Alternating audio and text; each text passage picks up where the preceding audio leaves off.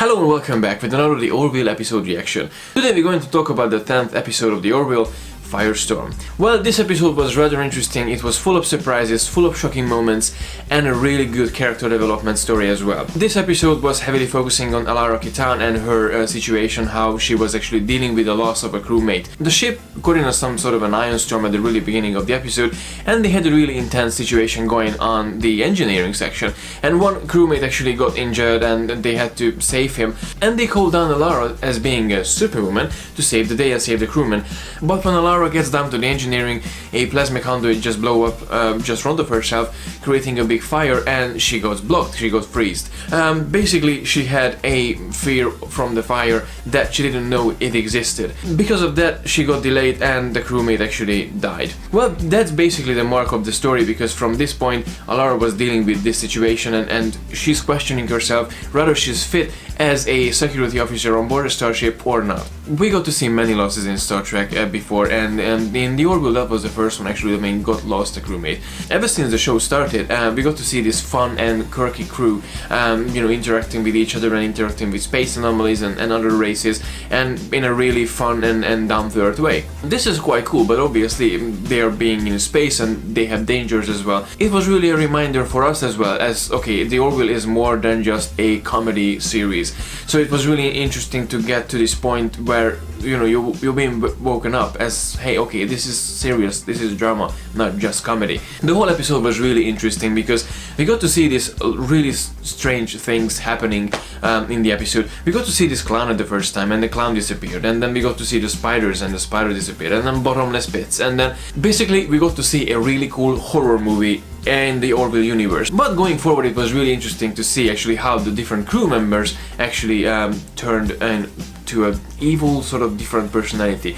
At one point it felt like Claire got possessed by an alien creature, an alien entity that was just hilarious. I never saw her and I never imagined I'm gonna see her playing a sort of a childish evil character. Still wondering though if she got her pizza or not. And we got to see the evil Isaac as well, and Alara and Gordon being chased by a giant spider, and we got to see Gordon being eaten up by a giant spider, which was actually a turning point in this episode that I thought, okay, something else going on, because they won't kill a main character. This is not Game of Thrones. So basically till that point I thought, okay, something really happening in this episode. They might have been infiltrated by a different life form, an entity, or someone messing with their head. We all seen that in Star Trek before, so kind of, you anticipate on these things. And from that point I was suspicious there's something else going on in the ship, and something else going on with Alara, and maybe a mind trap of some sort. So I was really curious to actually find out what's happening.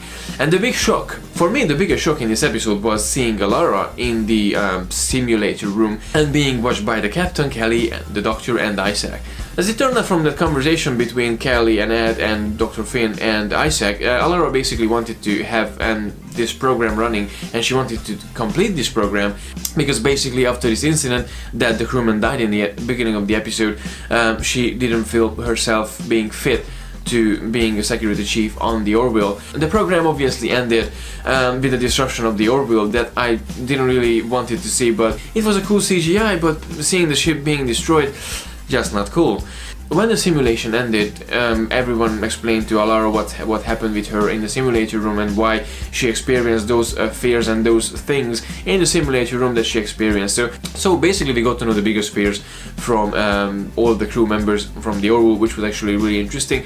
So this episode was really a character-defining moment for Alara. She's one of my favorites from the really beginning of the show. She showed a lot of strength through the episodes, and being on board the Orville and being so young for the position, she really wanted to push herself towards. But when she realized she has fears as well, she stepped back and she felt herself really unworthy. I was thinking a lot in this episode, and basically that happens with all of us. We tend to put our standards in the highest possible, and we can't reach them.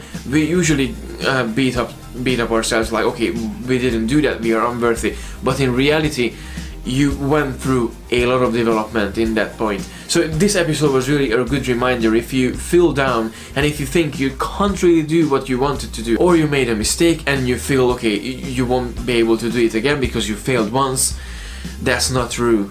If you failed once, you will fail again, but we will fail in the second, and the third, and the 15th times. But you will never give up. Obviously in this episode we got to see a cameo as well. I was really curious how Mr. Robert Picardo will appear in this show, because he's being the Doctor, the EMH from Star Trek Voyager and from many other movies, I was actually really curious how he will appear in this show.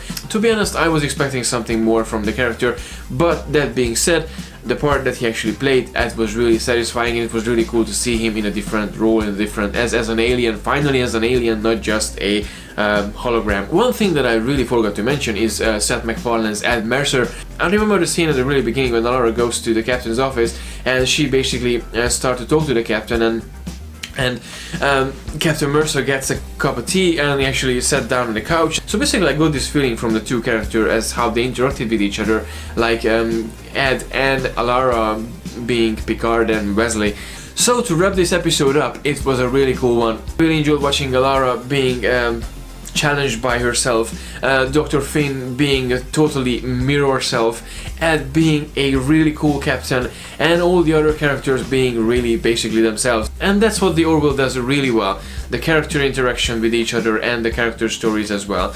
So please let me know in the comment section below what did you think about the 10th episode of the Orville Firestorm, and what was your favorite and least favorite moment in this episode. As always, thank you very much for watching. Please don't forget to like and share the video, and don't forget to subscribe to receive all the geekiness every week. And until next time, live long and prosper.